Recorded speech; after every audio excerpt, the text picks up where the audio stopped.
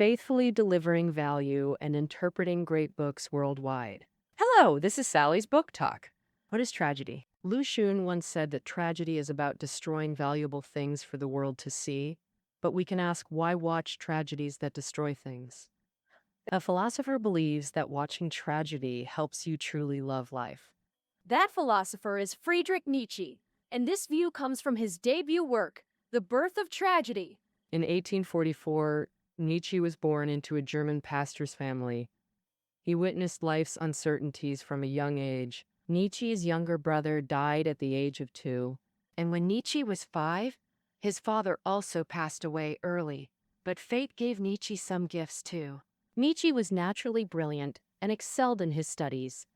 He was especially skilled in Western classical culture studies, and at 24, he was exceptionally promoted to professor at the University of Basel. However, this academic genius's health was always an issue. In his 30s, Nietzsche resigned from teaching due to health problems and began convalescing and wandering across Europe. In 1900, as humanity celebrated entering the 20th century, Nietzsche suffered from mental illness. He passed away just before his 56th birthday. Today, we're discussing The Birth of Tragedy, whose full title is The Birth of Tragedy from the Spirit of Music. It was Nietzsche's first book, published when he was 28. Let's take the title for example. From the title, it seems like a book about the history of Greek tragedy. But if you read carefully, you'll find that what Nietzsche meant is completely different. Well, in the preface, Nietzsche explicitly states that he wrote this book to educate modern people, to learn from the ancient Greek attitude toward life. On one hand, the Greeks believed human life is full of suffering and has no inherent meaning. But on the other hand, the Greeks didn't withdraw negatively or pin hopes on a vague afterlife. Instead, they loved life through an aesthetic lens. The world-famous Greek tragedy is the art that best embodies this Greek outlook. So Nietzsche aims to help us re-understand tragedy. Overall, in this book of under 150 pages, Nietzsche covers ancient and modern topics with exceptionally rich content. The writing style shifts constantly, sometimes logical, sometimes emotional, and it's divided into 25 sections but has no chapter titles. Even Nietzsche himself reflected in his later years that because he was too young and impulsive, this book was written very poorly. So for easier understanding, we can divide this book into 3 major parts. Part 1. Nietzsche introduces 2 artistic spirits that constitute tragedy. One is the Apollonian spirit that emphasizes order, and the other is the Dionysian spirit that emphasizes ecstasy. These 2 spirits are diametrically opposed in their artistic expressions, and even in the life philosophies behind the art. Part 2. Nietzsche presents a brief history of tragedy, where we learn how tragedy was born from the Dionysian spirit and then developed to its peak with the help of the Apollonian spirit. But after the peak, rationalism, represented by Socrates, broke the balance between the Dionysian and Apollonian spirits, ultimately destroying tragedy. Part 3. Nietzsche shifts the perspective from ancient times back to the modern era. He argues that, although rationalism dominates the modern world, Germany in the 19th century had philosophers like Kant and Schopenhauer, and musicians like Wagner, who prepared the soil for tragedy to be reborn in Germany. Germany also has the potential to overcome the flaws of modern civilization and lead humanity into a new form of civilization with the help of the tragic spirit. We'll interpret the birth of tragedy according to this approach, starting with part 1. Nietzsche says that Greek tragedy is composed of the Apollonian and Dionysian spirits, and the rise and fall of Greek tragedy, as well as the life wisdom behind tragedy, are all related to these 2 concepts. Before explaining these 2 concepts, we need to understand a bit about Greek tragedy. The ancient Greeks had an important festival each spring called the Dionysia. This was a celebration specifically held by the Greeks to honor the god Dionysus. This festival lasted 3 days, with the Greeks singing and dancing. It had both religious sacrificial attributes and a carnival-like atmosphere. The most important activity of the entire festival was the drama competition. Among these dramas, the most important was Greek tragedy. On a standard Greek tragedy stage, main characters wore masks and advanced the plot through dialogue and action. Additionally, there was a chorus that remained on stage, using singing to announce scenes and comment on the plot. That's all we'll introduce about the background knowledge of Greek tragedy. Next, let's see how Nietzsche offers a unique interpretation of tragedy. He believes that tragedy blends two artistic spirits, one called the Apollonian spirit. The other is called the Dionysian spirit. Most broadly speaking, the Apollonian spirit symbolizes the orderly aspect of Greek art. It values symmetrical structures, harmonious proportions, and emphasizes vivid expressions of individuality. The art forms that best embody it are visual arts, including lifelike marble sculptures, majestic temple architecture, and even the athletic male physique. The Dionysian spirit, in contrast to the Apollonian, symbolizes the passionate and destructive side of Greek art. It seeks to break boundaries, destroy individuality, and lead people into self-forgetful, ecstatic states. Music best embodies this spirit. For instance, when ancient Greek tribes communicated with deities, they sang collectively, letting participants lose themselves in the larger group for mystical experiences. We still see this in modern rock music. Actually, these spirits govern not just two aspects of Greek art, but represent opposing life attitudes. The Apollonian pursues order. Therefore, it advises people to maintain prudence and moderation, following moral norms to achieve happiness. Conversely, the Dionysian spirit advocates for life. As individuals, humans are empty and suffering. To find happiness, one must plunge into madness, losing oneself like drunkenness. More extremely, death becomes the shortcut to happiness.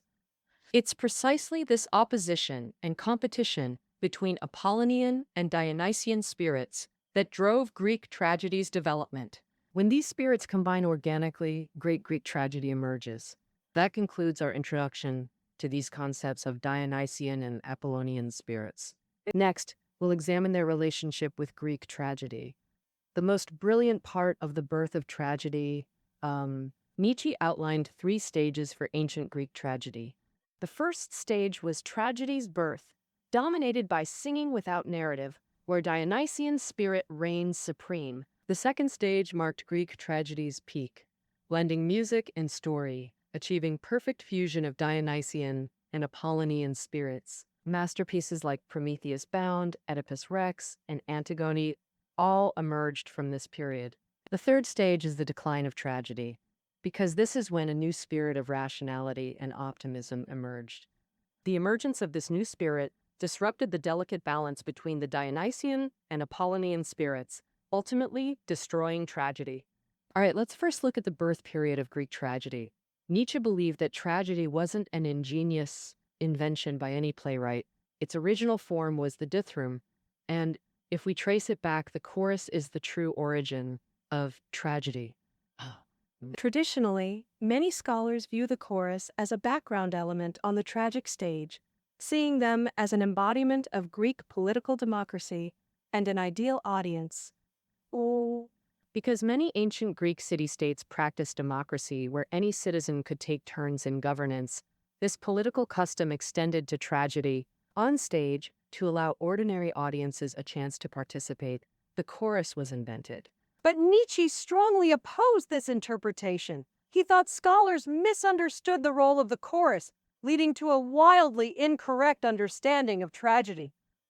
Greek tragedy originally was a religious ritual to summon Dionysus.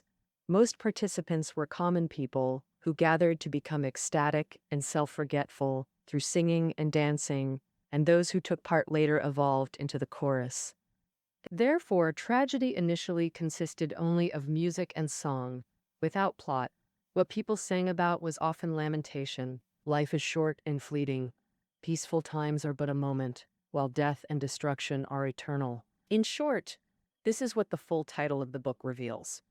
Tragedy is born from the spirit of music. Thus, tragedy was initially dominated by the Dionysian spirit, but purely musical elements were too abstract, hindering the spread of Dionysian wisdom. To enable people to vividly understand truth, the Apollonian spirit then came into play and Greek tragedy developed into its second stage. In this stage, tragic poets added plot to the music, weaving chaotic events together, clarifying their causes and effects, shaping distinctive characters, and ultimately presenting splendid dramatic performances. In short, all the beautiful and appealing elements in Greek tragedy were added by the Apollonian spirit. Thus, the Dionysian and Apollonian spirits achieved reconciliation in tragedy, and its development reached its peak. Many of the well-known ancient Greek tragedies today are works from this stage. Let's take the masterpiece Oedipus Rex as an example to see how Apollonian and Dionysian spirits blend in Greek tragedy. Legend tells of an ancient Greek city called Thebes, where a king was warned by an oracle that his newborn son would grow up to kill him and marry his mother.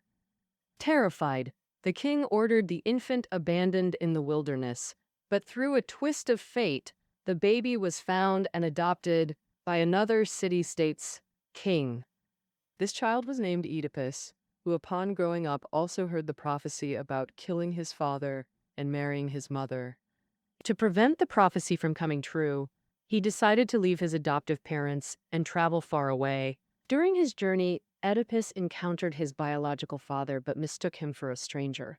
During an argument, he accidentally killed him. Later, Oedipus approached Thebes, where a monster called the Sphinx was terrorizing the area, demanding travelers solve its riddle or be devoured. The wise Oedipus solved the riddle, causing the Sphinx to kill itself. Oedipus became Thebes' savior, married his biological mother, and became king of Thebes. Many years later, a plague struck Thebes, and Oedipus struggled desperately to find a solution.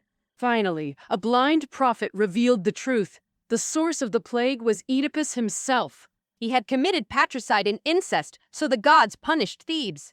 Only by expelling Oedipus could the city end the plague completely. After the truth was revealed, Oedipus's mother, also his wife, committed suicide. Oedipus blinded himself and left Thebes, wandering in exile for the rest of his life, with even his death remaining unknown. Tricked by fate, Oedipus met a ruinous end, with his family destroyed. That's essentially the story of the tragedy of Oedipus. So how does it combine Dionysian and Apollonian spirits? First, the tragic core comes from the Dionysian spirit. All audiences understand Oedipus's suffering wasn't caused by his mistakes. Fate's blows are indiscriminate, falling on everyone regardless of nobility.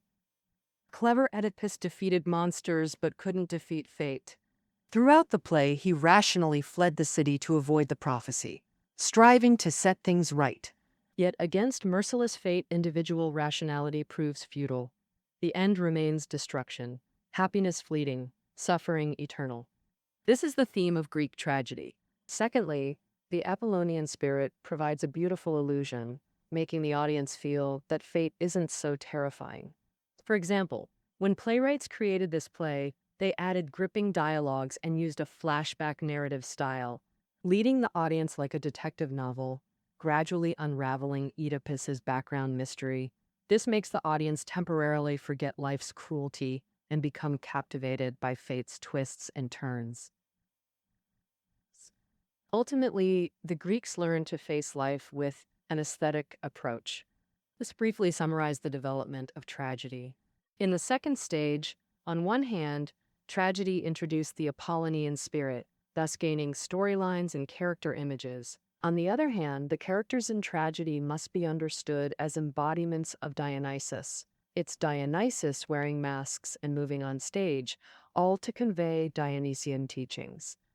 And later, people called the tragedy of this period Old Tragedy. The three great tragedians of ancient Greece, Aeschylus, Sophocles, and Euripides, the first two are representatives of Old Tragedy. However, the third-ranked Euripides is historically classified as a representative of New Tragedy. So-called New Tragedy is actually the stage where tragedy went downhill. Nietzsche believed that it was precisely due to Euripides and Socrates that Greek tragedy lost both the beauty of the Apollonian and the sorrow of the Dionysian, ultimately leading to its decline. Let's first see how Euripides, also a tragedian, corrupted Greek tragedy. First, in Euripides' works, the Apollonian spirit dominated more, with character dialogues becoming longer and musical elements decreasing. In the works of older tragedians, character dialogues and plots served the chorus, and music embodying the Dionysian spirit was the core. But Euripides greatly increased the proportion of dialogue, guiding the audience to focus on the plot and neglect the music. Secondly, in Euripides' tragedies, the dramatic tone became increasingly mediocre, and Dionysian teachings were gradually hidden. To please the audience, he was unwilling to show life's pain. In places that should have been disillusionment, he gave the audience a happy ending. For example, Euripides has a work called Medea, where a wife, to avenge her husband's infidelity, heartlessly kills her own children. If it were in the era of old tragedy, it might have ended with the woman's suicide, leaving no survivors in the entire play. But in Euripides' version, the wife doesn't suffer a tragic fate at the end. Instead, she flees to another city-state seeking love. However, Euripides isn't the true culprit behind the death of Greek tragedy. The real mastermind is actually the famous ancient Greek philosopher. To exaggerate a bit, Socrates. So why is Socrates responsible for tragedy's decline? There are two key reasons. First, Socrates believed mortals could achieve happiness through reason. Socrates thought everything in the world has inherent laws. The whole universe is orderly. Even fate is no exception. Good deeds bring good rewards. Evil deeds bring evil consequences. Thus, if humans use their reason to fully grasp the order of all things, life can attain happiness. Second, Socrates believed there exists a non-material world, a realm purely of souls. That world is the true reality. Our bodies are like prisons, constantly trapping our souls in the earthly realm, preventing happiness. Socrates' philosophical practice was about learning death, training us to detach from the body. When bodily life ends, our soul leaves the body. The soul abandons this bodily prison and begins true life in the afterlife. These two core tenets of Socrates completely contradict ancient Greek tragedy's worldview. In tragedy's worldview, the world is chaotic, and fate's blows have no logic. Therefore, in life, happiness is fleeting, while suffering is eternal. This is humanity's fate. But Socrates' doctrine radiates rationalist optimism. Pain is temporary. With the right approach and proper use of reason, everyone possesses reason. All can achieve eternal happiness in the afterlife. In subsequent history, Socratic rationalism advanced triumphantly, defeating the Dionysian-dominated tragic worldview, influencing medieval Christianity's pursuit of eternal life, the Enlightenment's embrace of reason's light, and modern worship of science. Thus, the true spirit of ancient Greek tragedy gradually faded, and tragedy declined. All right, now let's review the content of the second part of this book. Nietzsche used the concepts of Dionysian and Apollonian spirits to present a brief history of Greek tragedy to us. As the book title reveals, tragedy was born from music, and the chorus was the earliest members of tragedy, responsible for singing the teachings of Dionysus. Later, the Apollonian spirit made abstract tragedy concrete, thus giving rise to distinctive characters and touching storylines. When the Dionysian and Apollonian spirits reconciled in tragedy, it reached its peak period. However, the good times didn't last long. Rationalism emerged. The representatives of this new spirit were the tragedy in Euripides and the philosopher. Socrates' rational optimism replaced the pessimism of Dionysus. Thus, Greek tragedy gradually declined. However, Nietzsche did not stop at the demise of tragedy. In late 19th century Germany, during Nietzsche's own time, he saw the possibility of tragedy being reborn in German culture, which is the birth of tragedy. This is what the third part will discuss. As we mentioned earlier, the decline of tragedy was due to the popularity of rational optimism. Since Socrates, it has been a mainstream in Western culture for over 2,000 years. During the 18th century Enlightenment, this thought reached its peak, but extremes lead to reversal. Rational optimism faced challenges in German culture. Nietzsche believed there were two key conditions that allowed tragedy to be reborn in the modern world. The first condition was the emergence of German philosophy. especially that of Kant and Schopenhauer. The second condition was Wagner's development of opera. Let's first look at the first condition. The starting point of German classical philosophy is Kant in the 18th century. Although he firmly defended reason, he was quite different from the Enlightenment thinkers. Kant's philosophical masterpiece is called Critique of Pure Reason. This book is complex, but its main point is clear: to define the boundaries of human rational cognition. Kant wanted to clarify what things reason can know and what things lie beyond human cognitive reach. In short, rational optimism believes that human reason can know everything, but Kant's philosophical work undermined this confidence. Another important thinker, Schopenhauer, followed along Kant's line of thought. Kant set boundaries for reason, believing that some things fall outside the scope of rational cognition. Schopenhauer felt that what Kant said was very correct, and he developed this theory even more extremely. He believed that things beyond our cognitive grasp are the true essence of this world. Schopenhauer called them will. While everything we see and think about are merely appearances, the will is eternal yet without order. Appearances may seem orderly, but they're just rational fabrications. In short, rational optimism believes reason can know truth, but Schopenhauer overturned this view. Not only can reason not know truth, it can only create illusions. Now let's look at the second condition for tragedy's rebirth: German musician Wagner's transformation of opera. Modern Europeans, particularly Italians, imitated Greek tragedy to create the musical art form of opera. Superficially, they're quite similar. Both combine music with narrative art, but there are two crucial differences between opera and tragedy. First is music's role. In opera, music serves the lyrics. Performers ensure audiences hear the words clearly, while creators use lyrics to advance plots and shape characters. Second is thematic purpose. Opera ultimately creates harmony between humans and nature.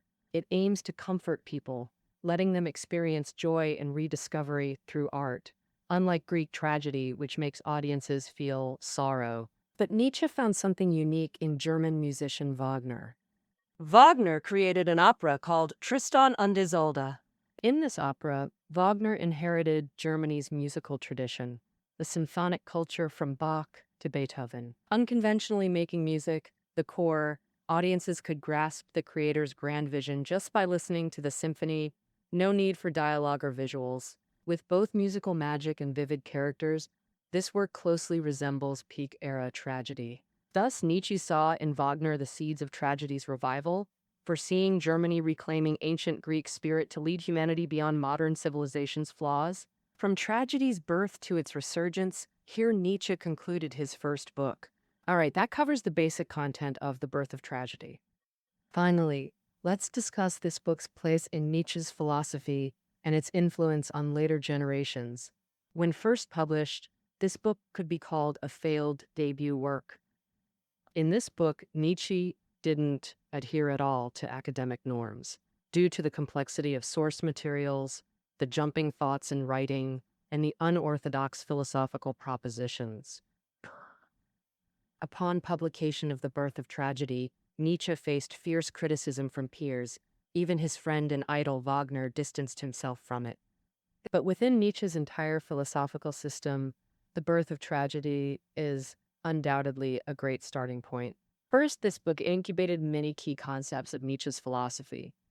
For example, in Das Spoke Zarathustra, Nietzsche extensively discusses the Übermensch, which had its prototype in the musician Wagner from The Birth of Tragedy. Similarly, he wrote on the genealogy of morality, specifically examining the origins of human morality. The methodology used in that book followed the same approach he developed when studying tragedy's origins. Moreover, his late concept, will to power, is essentially a philosophical formulation of the Dionysian spirit. Secondly, intellectually, from this first work, Nietzsche was already committed to critiquing modern civilization.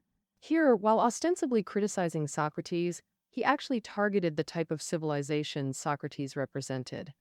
Throughout all subsequent works, regardless of style, critique of modernity remained Nietzsche's central theme, making The Birth of Tragedy the starting point for modern aesthetics and existentialist thought. Extending our view to the 20th century, the epoch-making significance of this book became increasingly evident across fields. In intellectual and cultural spheres, various great minds drew nourishment from it. Nobel laureate Thomas Mann's novel, The Magic Mountain, took its title directly from the birth of tragedy. Martin Heidegger, the 20th century's most important philosopher, dedicated courses to interpreting the birth of tragedy. Austrian composer Mahler directly applied Nietzsche's musical concepts from this book to compose symphonies. Psychologically, the Dionysian spirit concept pioneered subconscious theory research. Freud, father of psychoanalysis, explored dreams and instincts inspired by the Apollonian Dionysian duality. In single quotation mark, the interpretation of dreams, Freud adopted Nietzsche's terminology and endorsed his analysis of instinctual repression. Psychology master Jung also drew heavily from Nietzsche. For example, the collective unconscious concept originated from this book. In anthropology, the birth of tragedy also pioneered many approaches. Nietzsche advocated viewing tragedy through Greek eyes and offered brilliant insights into Greek mythology, paving the way for cultural anthropology. For example, British scholar Fraser's The Golden Bough and French scholar Levi Strauss's Structural Anthropology all bear traces of this book. Malinowski, teacher of Mr. Fei Xiaotong, also admitted his research inspiration came from this book. Since its publication in 1872, The Birth of Tragedy, over a century old, remains deeply cherished by readers. Perhaps its charm stems precisely from the teachings Nietzsche imparted to the world. Acknowledging human tragedy, confronting pain and peril, this, rather than fantasizing rosy visions, touches life's true essence. Well, that concludes our interpretation of The Birth of Tragedy. Reading notes are below the audio. See you next time.